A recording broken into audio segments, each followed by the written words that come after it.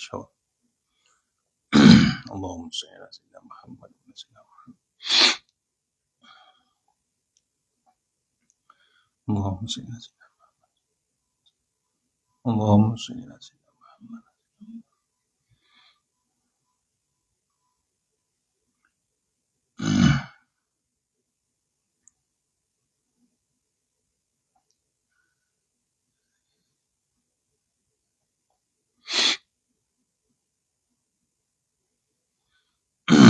Allahumma shalli ala sayyidina Muhammad. Saya share dulu sahabat grup.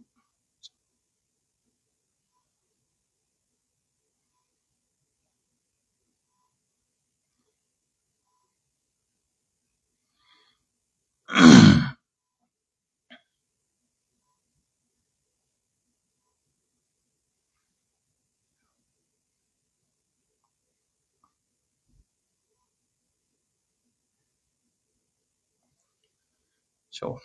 Assalamualaikum warahmatullahi wabarakatuh. Alhamdulillahirabbil alamin. Wassalatu wassalamu ala sayyidina wa ala alihi washabbihi ajmain. A'udzubillahi minan nar wa syarril kufar wa min ghadabil jabbar wal 'izzatu lillahi wa rasulihi. Allahumma ghnina bihalal haramik wal mansib wa bismika Allahumma ya daim ya hayyu ya fardu ya wid ya ahad ya samad. Allahumma shalli ala Muhammad wa ala ali Muhammad. Bismillahirrahmanirrahim. Rabbi shrah li sadri wa yassir li amri wa tammi lisani yafqahu qawli. Fa ya ibadallah ittaqullah usikum wa iyaya bittaqullah. Faqad faza al-muttaqun wa ta'ala hikmataka wa ansur alaina min hazamatika ya arhamar rahimin. Bismillahirrahmanirrahim. Bismillah ma sha Allah la yasifu Allah. Bismillah ma sha Allah la yasifu Allah. Bismillah ma sha Allah man kana min ni'matin fa min Allah. Bismillah ma sha Allah la ya'ti bil hasanati illa Allah. Bismillah ma sha Allah la hawla wa la quwwata illa billahil aliyyil azim. Allahumma nas'aluka bi barakati syarifah an tuhimal dunya. Amin ya rabbal alamin. Alhamdulillah, jumpa lagi untuk pengisian zuhur kita hari ini.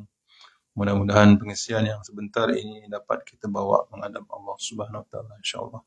Untuk lagi barakah kita mula surah Al-Fatihah. Iya kan. Surah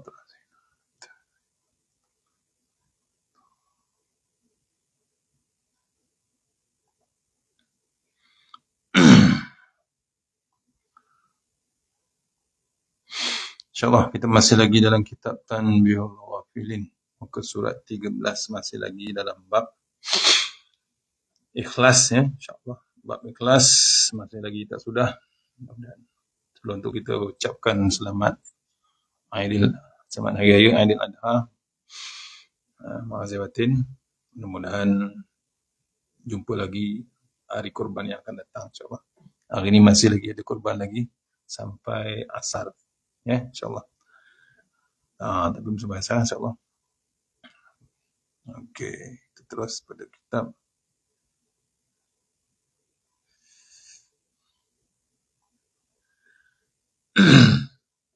Ikhlas, yakni bersih hati, muka surat 12. 12, 13. 13. Perenggan 2. Perenggan 2 insyaAllah.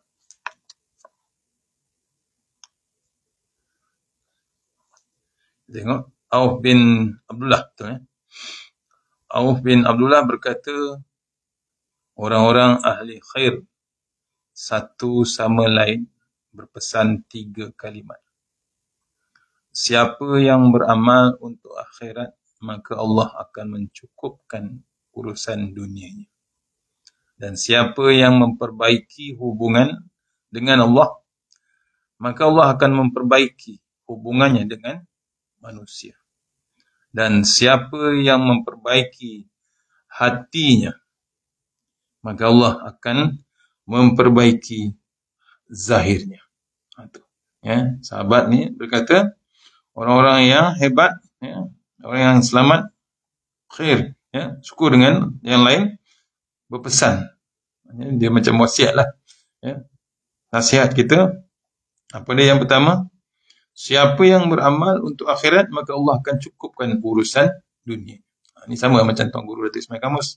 Tanam padi, tumbuhnya lalang. Tanam lalang, padi takkan tumbuh. Tanam padi ni maksudnya apa? Cari akhirat, dunia pun dapat. Tapi kalau cari dunia saja, akhirat belum tahu. Itu maksud dia. Dia buat pantun. Tanam padi, lalang pun tumbuh. Tanam lalang, padi takkan tumbuh. Pasal apa? Tak ada kerja sawah, mesti nak tanam padi dulu. Baru tanam padi, baru lalang ikut tumbuh. Nampak? Tanah mana tak ada pesawah tanam lalang tu. Saya tanam lalang dulu, besok padi tumbuh. Tak ada. Gila tu. Tu kerja gila. Dia mesti tanam padi dulu. Maksudnya cari akhirat, dunia akan follow. Maksudnya manageable. Bila kita cari akhirat ni, dunia ni kita tahu mana yang halal, mana yang haram. Kita akan ketahuan. Tapi kalau cari dunia saja, tu yang payah. Kena ada Islam dulu. Cari agama dulu. Cari Allah dulu. Baru kita boleh ikut. Tu pertama, siapa yang beramal untuk akhirat, maka Allah cukupkan. Maksudnya kita beramal ni. Ni bab korban. Betul. Bila korban, amalan tu. Ada syarat? Ada syarat. Mesti ada bab ikhlas. Bab korban bukan zaman Nabi Muhammad SAW je. Zaman Nabi Ibrahim. Awal sekali. Ada lagi awal? Ada. Khabil dan Habil. Allah test dua-dua tu. Anak tu Adam kita. Dua-dua Allah test. Apa jadi? Satu je diterima. Satu lagi tak terima. Pasal ikhlas tu tak ada. Sebab tu bila korban ni pun satu juga. Tengok daging korban. Allah, tuan. Gram. Berapa? Sekilo RM40, RM50. Betul. Tu. Kena hati-hati. Kalau dah tengok daging fresh tu tak terdaya tuan kita. Tak terdaya. Pasal apa? Fresh. Sup, tengok. Dia fresh. Meraung kita. Kecuali orang tu lupa dia tu sakit GOUT. Gout ke apa. Dia lupa. Tapi kalau dia ada buat ubat, dia makan juga. Dia lupa tu. Maksudnya kita ni kena tengok. Buat ikhlas kita waktu korban. Yang buat korban pun macam mana ikhlas dia. Yang tolong buat korban pun kena tanya buat ikhlas dia. Yang hantar binatang yang untuk korban tu pun kena jaga bab amanah dia ikhlas. Kalau orang dah booking harga RM5,000, kena hantar yang RM5,000 juga binatang tersebut. Ini dah banyak berlaku. Macam tertipu je. Booking yang lain, datang yang lain. Sebab tu lain kali kena bagi nama lembu tu. Kena bagi nama atau bagi nombor lah kan. Kesian orang tu bayar confident dapat. Macam kami tempat kami di Mak Hafiz, dia akan cek setiap minggu. Lembu yang dikorbankan tu pastikan lembu tu sihat sempurna. Booking yang asal akan dapat yang asal juga. Tak boleh yang lain. Tak boleh ditukar-tukar. Pasal macam tu lah. Macam pajak lah. Dia dipajak tu memang tak boleh. Ini bukan pajak. Ni dah bayar dah terus. Kadang-kadang orang bila meniaga, menternak lembu, menternak kambing ni, tak ada bab ilmu. Dia nak untung lebih. Bab meniaga ni kadang itulah. Kita akan sampai satu bab tajuk dia menimbun makanan. Bab tu cerita zaman Nabi tu, zaman dulu lagi, orang yang menyorokkan bahan makanan, sumber makanan yang asas untuk manusia, disorokkan. Zaman Nabi lagi tak ada. Dia tunggu harga tu naik, baru dia keluarkan. Benda tu dah Nabi tahu zaman Nabi lagi. Dulu lagi dah banyak. Ni berlaku balik sekarang. Nampak? Nabi tahu dah perangai tu akan buat sampai sekarang. Dia berpusing perangai tu. Jaga. Ikhlas tu. Ikhlas untuk korban, ikhlas tukang korban. Yang menguruskan korban tu sama juga.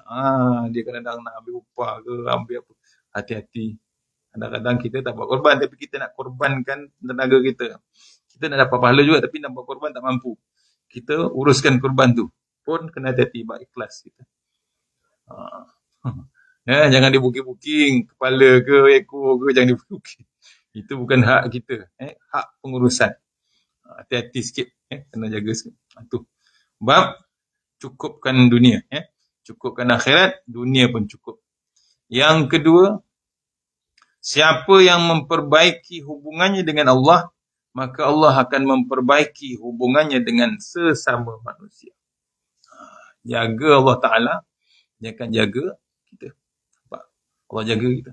Sebab tu kalau tengok khutbah Arafah baru ni, siapa yang rajin itu, dia boleh catat.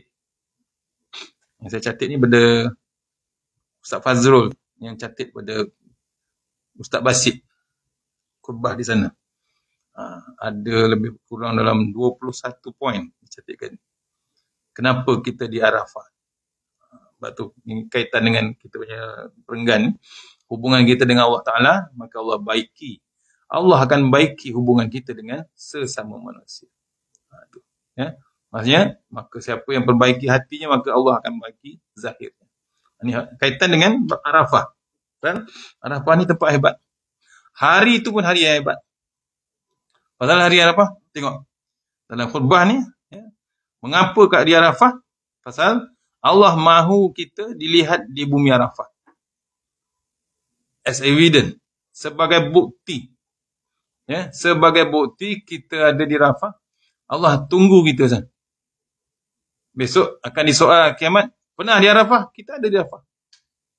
Sebab tu, Allah mahu kita dilihat di bumi Arafah. Allah berbangga ada hambanya datang ke Arafah dalam keadaan kusut masai berdebu. Betul tak betul? Sebab tu jangan selesa sangat waktu di Arafah. Kalau tak mengaji tuan pergi Arafah dia tak tahu nak buat apa. Padahal hari Arafah tu memang penuh. Macam langit tu terbuka. Terbuka langit tu untuk hamba Allah Ta'ala tu minta apa yang dia nak. Kita yang kat Malaysia ni tak dapat pergi. Dapat tak juga? Dapat. Pahala yang padang di Arafah tu kita dapat di sini. Syaratnya, salah satunya puasa. Pasal apa? Puasa 9 Zulhijjah. Pasal besok tu raya dah. Jangan bimbang. Ada yang tanya, Ustaz, besok kan raya Ustaz? Ya, besok dah confirm raya dah. 29 hari bulan Jun dah tahulah raya 10 hari bulan Julai. Apa? 10 hari bulan Julai kan? Birthday saya tu. 10 Julai tu dah raya dah.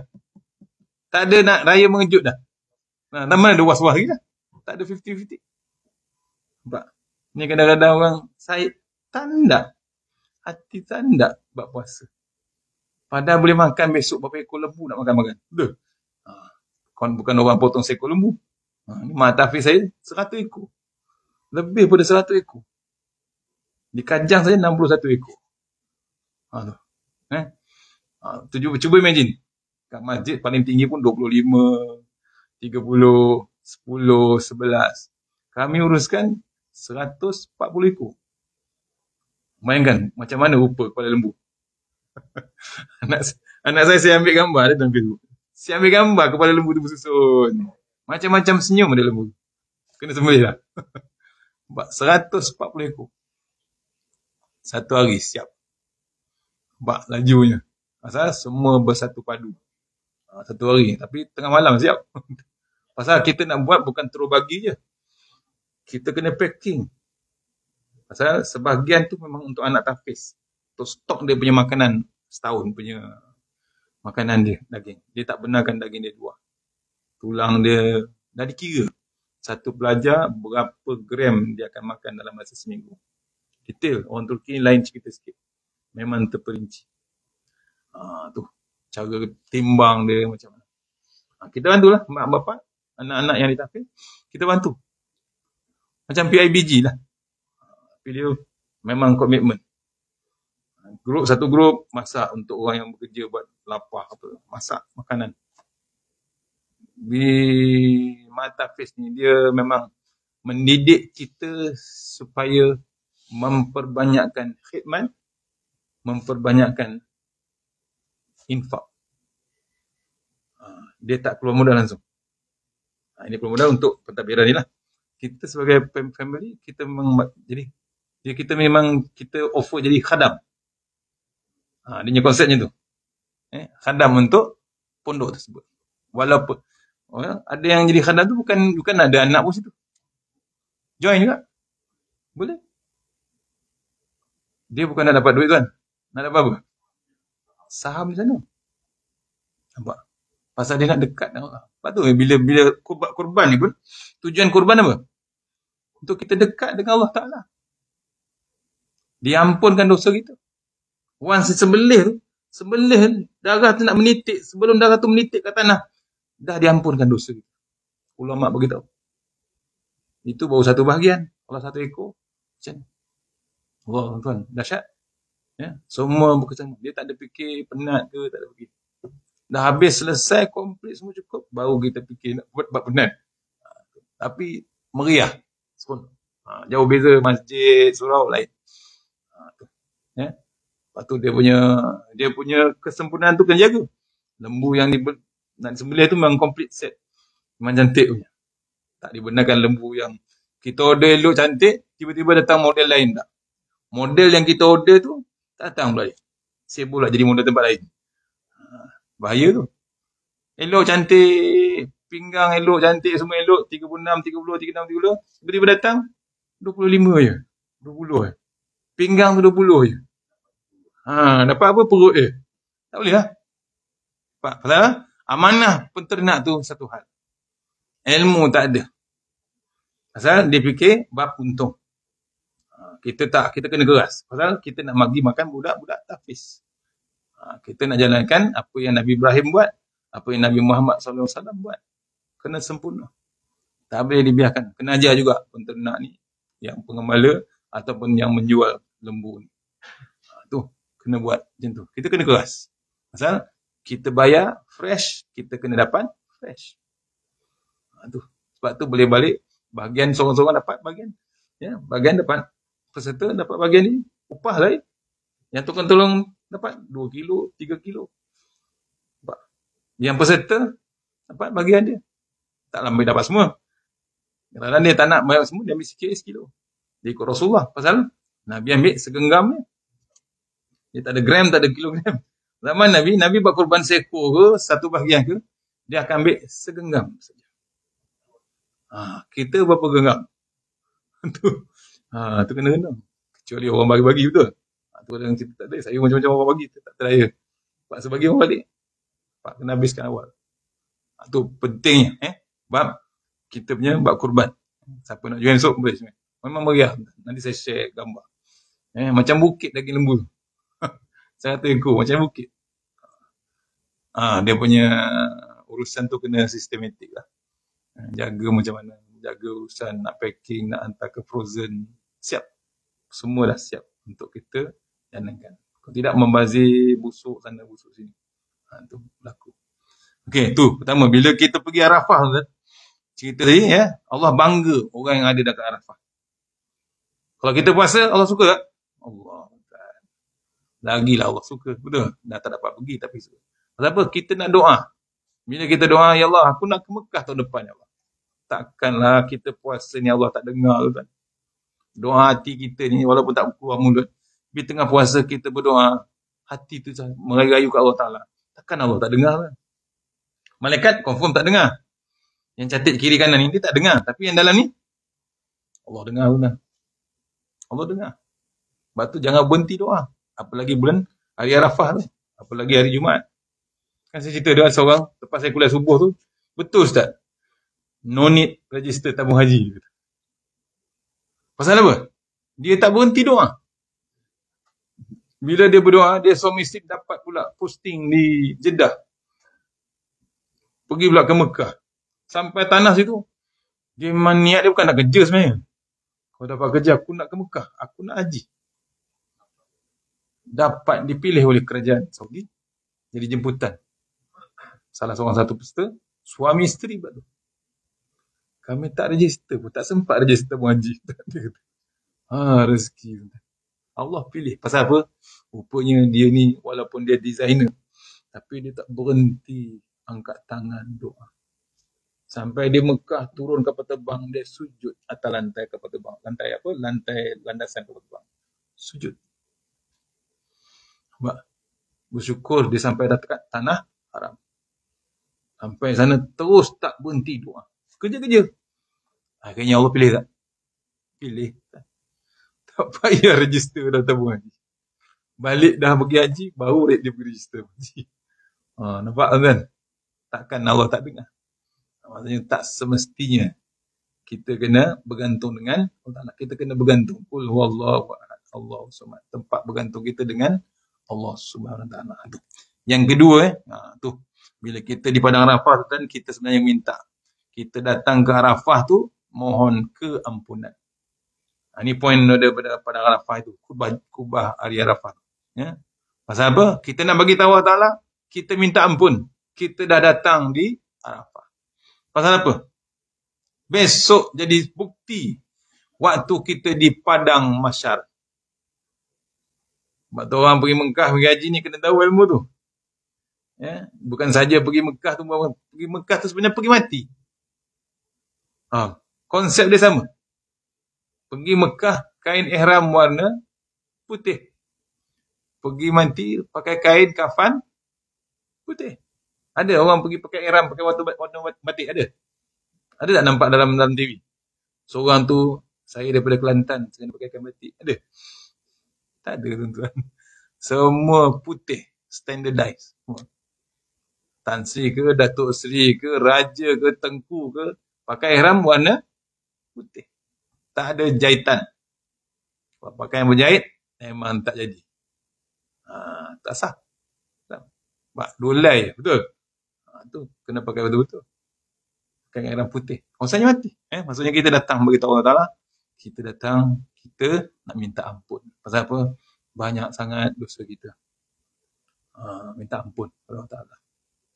Yang ketiga kata Tok Guru ni, bila dah sampai Arafah, tak ada benda lain, kita isi dengan bab zikir, bab taubat. Tak boleh mendabik dada, aku ke Mekah, aku duit banyak. Jangan. Nak menunjuk kita ni, aku duit banyak, aku orang hebat, tengok aku dapat sampai ke Mekah. Jangan. Tak jadi apa? Apa? Ikhlas tu hilang macam tu je. Habis. Orang reject. Sampai ke Mekah, rukun haji sah semua cukup. Tapi bab dia dengan Allah Ta'ala tak jadi apa. Kosong aja. Tu kadang-kadang ada dulu ulama cerita.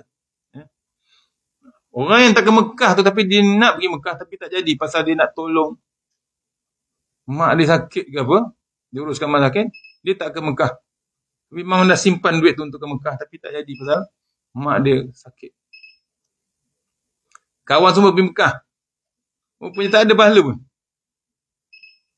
Kawan yang tak ke Mekah tu dapat haji, pahala je dapat. Pasal niat dia terlampau bersih dengan Allah Ta'ala.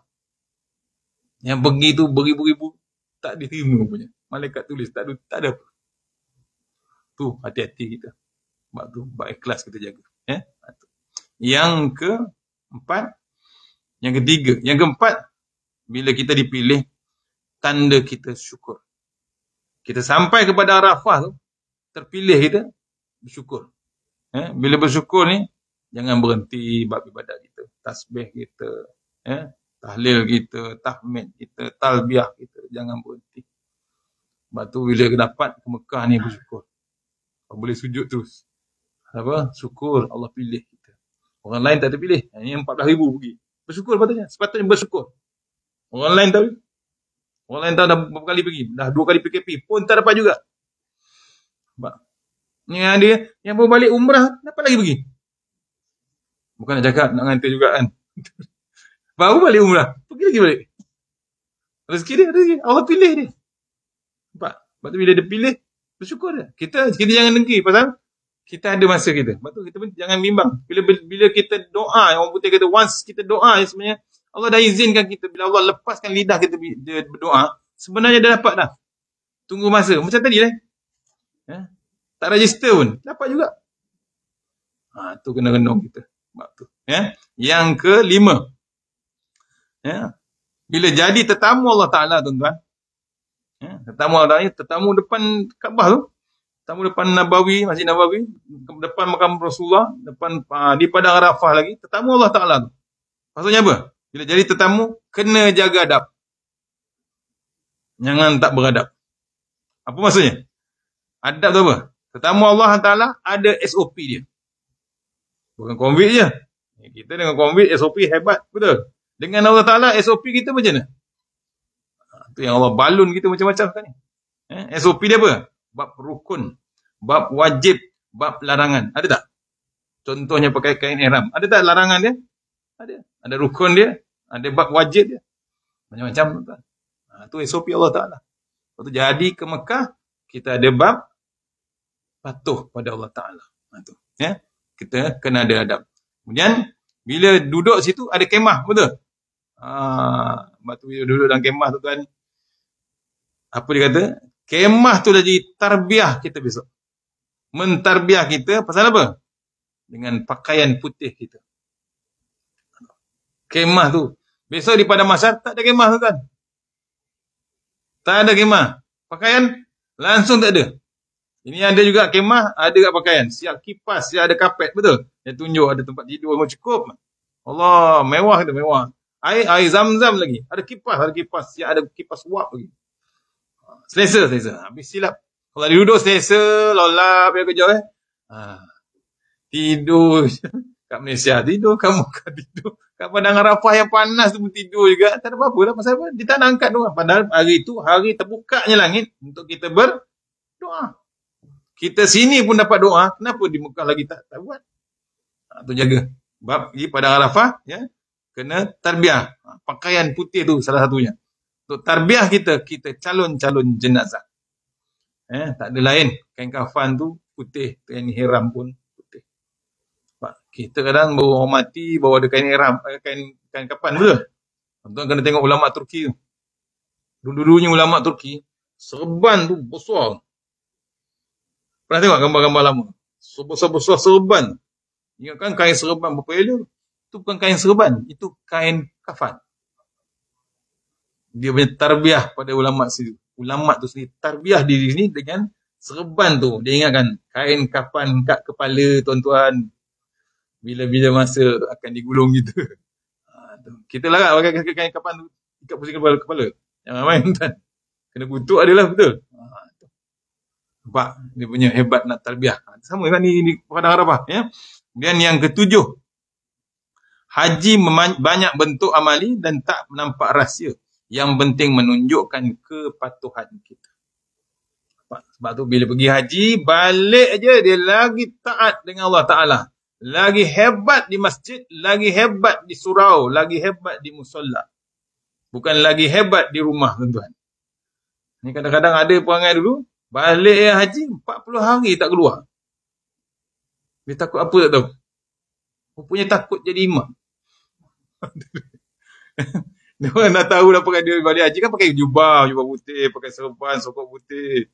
Dia bimbang kalau aku pergi masjid ni mesti dia orang tolak aku. Dia orang satu kampung ni tahun ni pula aku seorang pula pergi haji.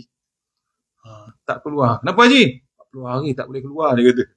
Rupanya takut orang tolak dia jadi imam. Allah, tuan-tuan. Berlaku kan? Tak berlaku. Takut dia jadi imam. Padahal dah pergi Mekah. Pergi Mekah takkan Al-Fatihah pun tak boleh. Betul? Takkan Qul Allah tak boleh. Tapi jangan main nak jadi imam ni. Bukan jalan-jalan boleh jadi imam tu kan. Dia jadi berdebar. Jadi gemuruh dan macam-macam. Apalagi satu masjid, satu surau. Tu silap walaupun dia hafiz. Dia boleh hilang hafiz tu. Hapus terus. Tu kan baca kuliah kafirun tak sampai-sampai. La a'budu ma ta'budu wala antum amiluna ma'bud wala antum yang pusing situ je. Lakum dinukum tak jumpa. Pasal apa? Gemuruh punya pasal. Padahal hafal. Tu jangan duduk depan jangan main. Apalagi yang belakang 3 tu pun sama juga. Yang 3 belakang tu dipanggil VIP, very very important person. Pasal apa? Bila imam masalah, itulah 3 orang yang utama akan menggantikan untuk imam. Nampak? Tu kena genong kita. Jangan main-main. Tu. Yang keberapa? Yang ke-8, melontar anak batu. Nak lontar apa sebenarnya? Itu sebenarnya bab syaitan. Betul lagi, nak bab pengorbanan kita. Kita korbankan semua yang di rumah, ditinggalkan semua. Pasal kita nak Allah Subhanahu Wa Taala. Itu sebenarnya. Bukan saja baling syaitan tu. Syaitan tengok gitu. Nampak? Tu kena hati-hati. Yang ke-9, bila tunaikan haji, ada kelebihan bab cabaran ketika menunaikan ibadah haji. Peluh, panas, ujian macam-macam. Ya. Tengok, Allah nak test kita macam mana kita punya amalan. Bukan saja-saja ke Mekah. Tapi Allah nak uji kita macam mana nak diuji amalan kita. Nak buat atau tidak. Takut kadang-kadang takut. Tu yang baru ni apa Ustaz Tirmizi dalam Al-Quran time kita. Satu jemaah tu sampai ke Mekah. Pramugari dah arahkan bangun buka tali pinggang, betul? Dah turun kapal terbang. Dia punya takut nak sampai ke Mekah tu, tak tahu lah buat salah apa Dia nak bangun, dia kata dia tak terdaya nak bangun dia kata. Orang lain dah bangun dah, dia tak boleh bangun dia kata. Dah melekat tak bangun. Dia pada tempat duduk tu dia melekat tak bangun. Dah meraung dia. Ya Allah, apalah dosa aku ni. Dia punya tali pinggang kapal terbang tak buka lagi. Orang lain dah buka. Dia punya panik tu, takut dia. Tu belum tengok Kaabah lagi. Belum dekat Kaabah lagi. Ni dalam kapal terbang lagi. Allah uji kan. Kita tengok hati kita. Kadang-kadang tak sampai sana. Di Malaysia lagi Allah uji kita. Dah selesai ke? Lepas tu nak pergi Mekah selesai. Adik-beradik macam mana? Jangan suka-suka nak ke Mekah umrah haji. Adik-beradik tak settle. Kawan-kawan tak settle. Hutang tak settle. Macam-macam tak selesai. Ataupun anak ada binatang kurungan yang bela tu pun dia tak settle lagi. Tu pun masalah. Jiran pun macam mana. Jangan terus-terus ke Mekah macam tu kosong. Ada pergi ke Mekah umrah gaji dekat airport dia telefon. Adik-beradik dia bukan orang lain, adik-beradik kosong. Dia minta maaf kosong. Boleh macam tu. Jangan tuan-tuan, bukan orang lain, adik-beradik. Saya ingat lagi nenek saya orang Jawa. Dia nak ke Mekah naik kapal laut 3 bulan 4 bulan memang pergi mati tu. Maksudnya kalau sakit sikit dalam kapal laut tu matilah. 3 bulan, sebulan sebelum dia pergi Mekah, dia akan jumpa semua adik-beradik dia. Saya peluk adik-beradik, minta ampun. Saya tengok. Dia siap panggil lagi buat kenduri, panggil semua adik-beradik, orang kampung, minta ampun, maaf. Padahal dia nak pergi seorang. Minta ampun. Baru dia tenang nak ke Mekah. Nampak? Tu kena renung kita. Kita sekarang ni dah tinggal banyak bab-bab tu. Tu kadang-kadang susah nak dapat kesempurnaan waktu dalam ibadah haji. Tu kena, tuan-tuan, hati-hati. Maksudnya nak Mekah ni, ya, ada nama boleh pergi, tapi kalau ada duit boleh pergi, tapi bab ilmu tu, preparation kita nak ke sana, biarlah sempurna. Jangan ditangguh-tangguh nak bayar dam lah macam. Kita kadang bab-bab tu yang kita tak sempurna tu. Boleh lagi 1.5. Okey. Yang ke-11. Bab Arafah ni, ruh ukhuwah. Bila kita ke Mekah, di Arafah, kita ada bab ukhuwah. Pasal semua kulit hitam ke, kulit putih ke, cerah ke, kuning ke, dia ukhuwah. Silaturahim tu hebat. Pasal dia satu syariat, satu iman. Betul? Satu kitab antaranya. Tak boleh kita cari benda lain. Tak boleh asing-asing. Kita ni ada kaitan sesama Islam. Tak boleh buat perangai nafsi, hal engkau, hal aku. Silap. Hal engkau, hal aku, itu besok di sana. Akhirat. Betul. Walaupun sesama isteri ataupun sesama anak kita besok, anak kata apa? Ayah, hal saya. Pasal dah akhirat dah. Dunia dah habis dah. Pasal pahala tak boleh bagi. Pahala ayah, pahala anak, pahala isteri. Pasal kalau dia bagi pahala dia pula sikit. Dia pula terjungkang dalam neraka. Masa tu dia kata, nafsi. Hal engkau, hal aku. Tu tuan-tuan. Hati-hati sikit bab tu. Bab tu kita kena cari sebanyak mungkin pahala. Ni, macam hari ni, bab kurban. Betul. Pahala banyak. Apalagi yang di Arafah tu. Tu antara yang kita sebut dalam bab Arafah. Kita balik pada kitab tadi. Di pesan oleh sahabat ni, orang-orang ahli khair, orang yang menasihatkan kita supaya kita ni, siapa yang beramal untuk akhirat, maka Allah akan mencukupkan urusan dunianya.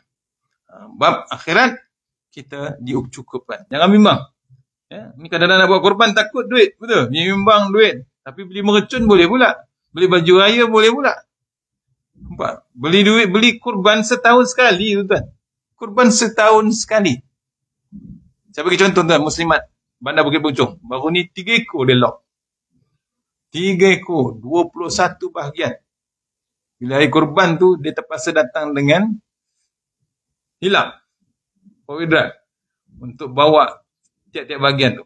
Seorang dapat satu bahagian, dia dibagi oleh tahfiz, satu orang dapat 3 kilo daging, 3 kilo tulang. Tak boleh masuk kereta. 21 bahagian. Terpaksa bawa hilap. Pasal daging ni banyak sangat. Nampak? Pasal tu. Ya, maksudnya dia tahu bab akhirat. Dia bagi tahu itu, hari ni, hari 10 Zulhijjah, 11 Zulhijjah tu dia kata, hari ni kami dah start dah, kumpul duit dah, untuk tahun depan. Muslimat Bandar Bukit Puchong, masjid Bandar Bukit Puchong. Dah start, seorang 50 masuk. Sebab dia tak tangguh buat korban. Dia bimbang, tak sempat. Tu, 21 orang. Muslimat, bukan muslimin, muslimat. Tu. Dia seronok sangat, pasal meriahnya uruskan kurban di kawasan tahfiz. Seronok dia. Tuan-tuan kalau nak join, nanti saya share gambar macam mana keadaan suasana di tahfiz uruskan. Budak-budak tahfiz ni bukan nak mengaji Quran, ya, nak menghafal Quran, tapi nak diraikan tu macam mana. Dia sendiri yang uruskan bab kurban. Kecil-kecil budaknya, tapi hebat dia punya urusan. Itu. Yang kedua, siapa yang baiki hubungannya dengan Allah Ta'ala, maka Allah akan baiki hubungannya dengan sesama manusia. Jaga Allah Ta'ala, Allah jaga kita. Tak perlu bimbang. Dan siapa yang memperbaiki hatinya, maka Allah akan memperbaiki zahirnya.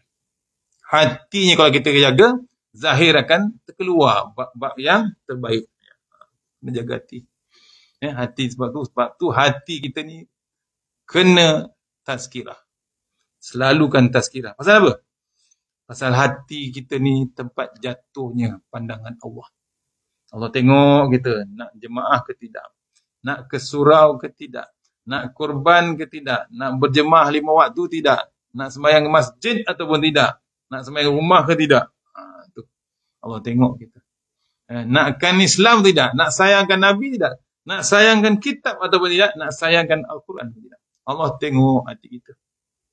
Sebab tu kalau lalu dekat masjid, lalu masjid, tengah jalan buat kereta, lalu kata ulama Turki kata, bila lalu kawasan masjid, kita nampak, tapi mulut tak cakap, hati cakap. Masjid tu. Katalah surau ni terkeluar sikit dia punya logo dia kan. Surau KKR. Nampak kan? Dia tak cakap mulut, dia cakap hati. Maksudnya apa?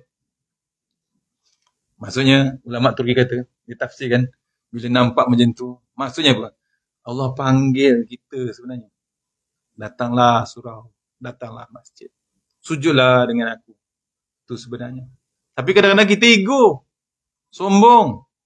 Kan kalau singgah surau ni, tak sempat tengok anak buah nikah. Dia sibuk orang lain nikah. Sabtu hari kan kenduri kahwin, betul? Raya punya banyak kenduri kahwin. Nampak? Kan kalau singgah masjid kan tak sempat ni. Padahal dia boleh jamaah awal, betul? Jamaah takdim. Singgah kan tak sempat tengok anak buah nikah. Yang nak nikah tu anak buah. Bukan dia, anak buah. Dia nak nikah lagi tapi tak berani juga. Dia pun nak nikah juga tapi tak berani. Bila tengok anak orang nikah, seronok tengok orang nikah, betul? Tapi kalau dia singgah, dapat tak? Allah, dia tahu Allah tak ada. Tengok, betul? Hati-hati kita. Jaga bab surau, jaga masjid. Terbuka hati. Allah sentak sebenarnya. Dia nampak surau tu, Allah sentak hati kita. Datang ke masjid. Hamin Al-Alaf berkata, jika Allah akan membinasakan seseorang, maka dihukum dengan 3 macam.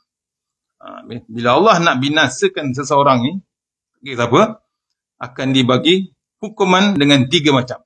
Yang pertama, diberinya ilmu tanpa amal. Diberinya bersahabat dengan orang-orang soleh tapi tidak mengikuti jejak mereka dan tidak beradab terhadap mereka. Dan yang ketiga, diberinya jalan untuk berbuat taat tetapi tidak ikhlas. Allah, jangan sampai ke tahap tu. Yang pertama tu lah. Yang pertama, diberinya ilmu tapi tak beramal. Tuan-tuan dah dapat ilmu ni. Ilmu kurban, ilmu semayang, ilmu zikir. Betul? Ustaz kata hari raya, malam raya, subhanallah bihamdi 300 kali, subhanallahil azim 300 kali. La ilaha illallah la syarikalah sampai habis. 300 kali, 100 kali hari Arafah baca. Dah dapat dah, tapi tak terbaca Ustaz. Maksudnya dibagi ilmu tak beramal. Ustaz kata kena keluar rumah, bismillahirrahmanirrahim, Allah wala haula wala quwata illa billahil aliyil azim. Tak nak juga baca. Masuk kereta, tak nak juga baca. Saya tengok Tok Guru ni Aziz tuan-tuan. Last kali saya jumpa dekat Surau Nerbangi. Nak salam dia kat atas, tak dapat, orang serbu. Dekat Putrajaya Masjid pun tak dapat, orang serbu juga. Kita tunggu dia kat mana? Kat kereta dia. Kereta tak kau tak usik. Ada polis ramai, betul? Kita pergi kat kereta. Once dia sampai, kita terus pergi kat kereta dia. Dapat salam, dapat peluk. Dapat cium tangan dia. Lepas tu, tolong tutup pintu kereta. Driver tak bagi tutup. Bagi kami tutup kereta. Kita pun tutup lah. Tengah nak tutup tu, dia masuk, dia tak tengok kita dia. Dia duduk terus, Allahu Akbar. Sembayang tu kan. Nampak? Tak tahu berapa rakaat dia sembayang sampai ke Kota Baru. Dengan berapa ribu zikir, tak tahu ribu. Nampak? Kita masuk kereta, macam mana? Buat kereta apa? Pasang lagu terus, betul? Lagu apa? Lagu raya. Balik kampung, balik kampung. Tengah highway, balik kampung terus.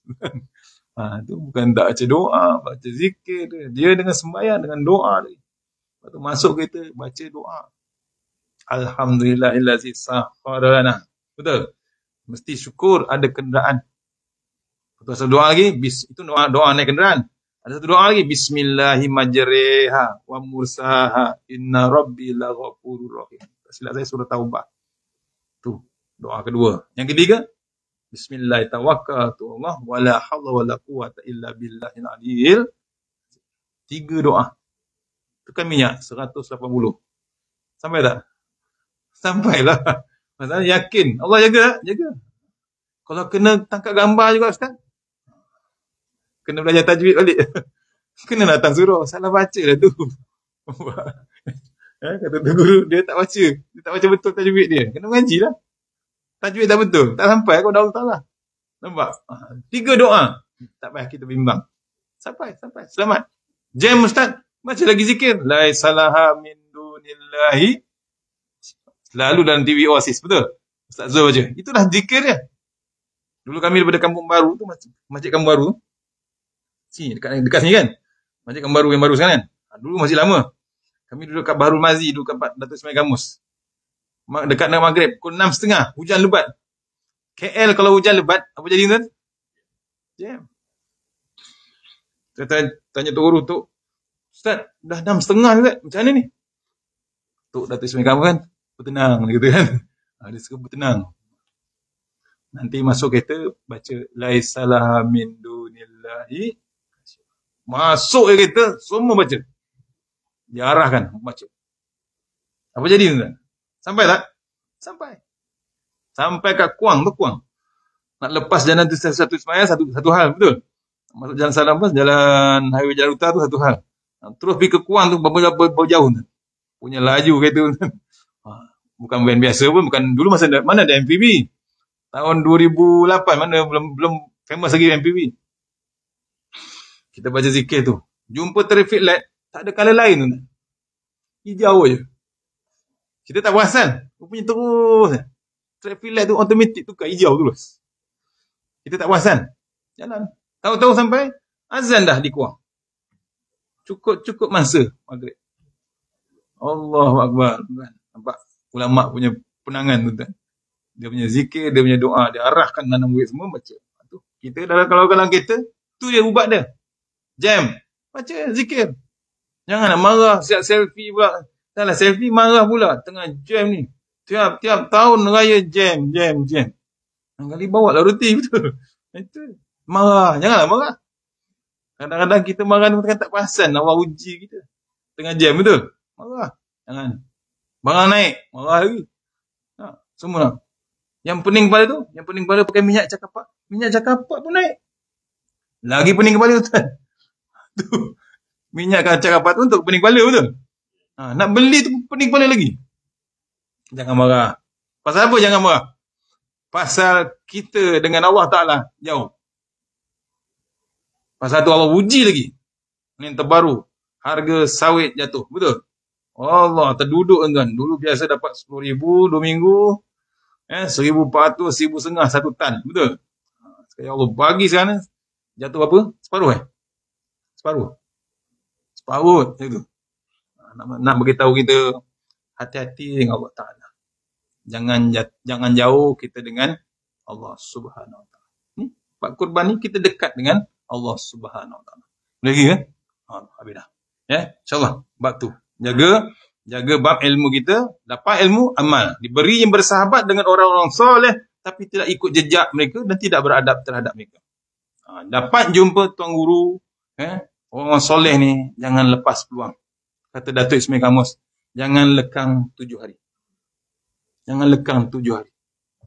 Saya buat. Anak-anak saya pastikan 7 hari tu mesti jumpa tok guru mana. Mesti dapat salam cukup. Bukan nak mengaji. Salam pun cukup. Kalau yang cantik tu dia pegang kepala anak kita. Minta dia doa. Jadi, 4 jadi. Alhamdulillah.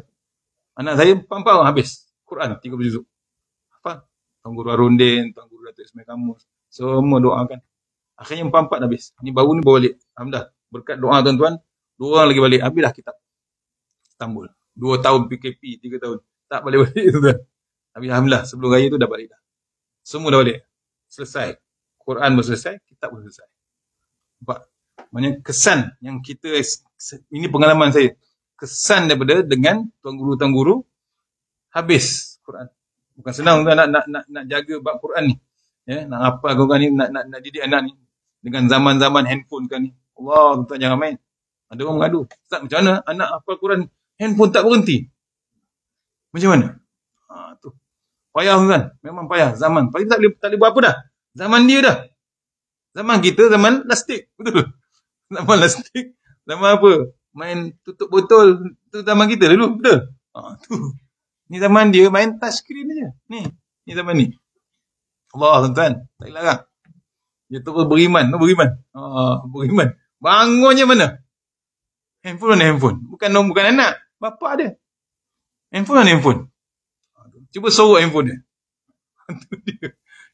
Kadang-kadang tengok, saya test anak saya, dia pegang telefon. Saya ambil cara mengejut. Dia macam tak tahu ke mana dah. Tahu? Hilang dia punya map, hilang dia punya Waze. Tak tahu nak ke mana. Tak cari test kawan-kawan tu. Kawan tu tengah sibuk. Ambil telefon, sorok tu. Apa dia buat? Mati akal dia. Dia punya iman kuat betul dengan handphone. Betul? Allah Akbar. Tu hati-hati kita dengan bab tu. Belum datang Dajjal, belum datang lagi apa-apa. Kita bimbang dengan keadaan semasa. Tu antara. Yang akhir sekali. Diberi jalan untuk berbuat taat tetapi tidak ikhlas. Tu pun Allah hukum. Dibagi jalan untuk buat taat. Maksudnya apa?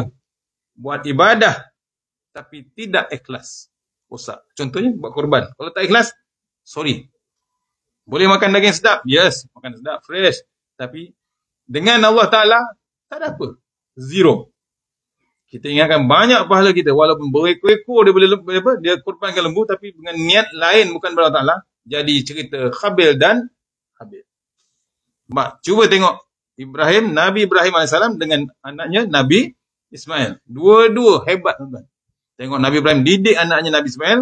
Macam mana Nabi Ismail dididik oleh Nabi Ibrahim dalam surah Al-Baqarah. Cuba tengok. Allah, tuan-tuan, dia tak tolak, tak reject pun, tak lawan Allah Ta'ala. Tak lawan pun ayah dia. Ayah nak sembelih saya, boleh? Cuba kita beritahu. Tadi bapak mimpi nak sembelih kau, macam mana? Bapak tukarlah dengan lembu. Kita jawapan, betul? Tapi Nabi Ismail tak ada. Siap suruh asah lagi parang, betul? Bagi tajam parang. Tu kena dia jaga bab. Tu antaranya. Nampak tuan-tuan?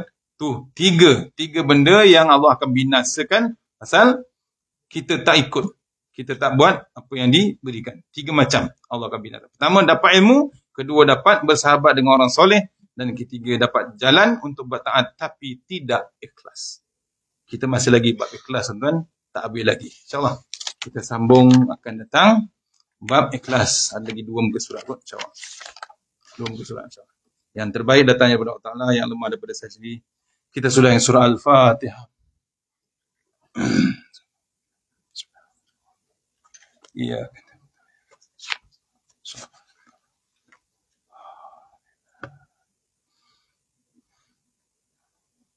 أعوذ بالله من الشيطان بسم الله الرحمن الرحيم اللهم طول أعمارنا وسهل أجسادنا ونور قلوبنا وثبت إيماننا وأحسن أعمالنا وسع رزقنا وإلى الخير قريبنا وعن الشر يمنا وهدي وجهنا في الدين والدنيا والآخرة. Ya Allah, panjangkan umur kami, sehatkan badan kami, terangkan hati kami, tetapkan iman kami, elokkan amalan kami, luaskan rezeki kami, dekatkan kami kepada kebajikan, jauhkan kami pada kejahatan, tunaikan hajat kami. Tawasanna bizuwaj jabar wa tasanna baqul ladzi la yamut isrifana bala wal waba innaka ala kulli syai'in qadir. Wassallallahu wasallam Muhammad. Saya nak ucapkan ribuan terima kasih pada tuan-tuan. Doakan anak kami semua dapat balik selamat, sihat sampai dah di sini habislah pengajian dia. Kemudian siapa yang nak buat umrah dengan kami, Darul Marak masih lagi terbuka lepas raya haji ni. Dan satu lagi di luar jualan untuk anak-anak di Pondok Tafiz namanya. InsyaAllah ada di luar dia dengan online. InsyaAllah. Assalamualaikum warahmatullahi wabarakatuh.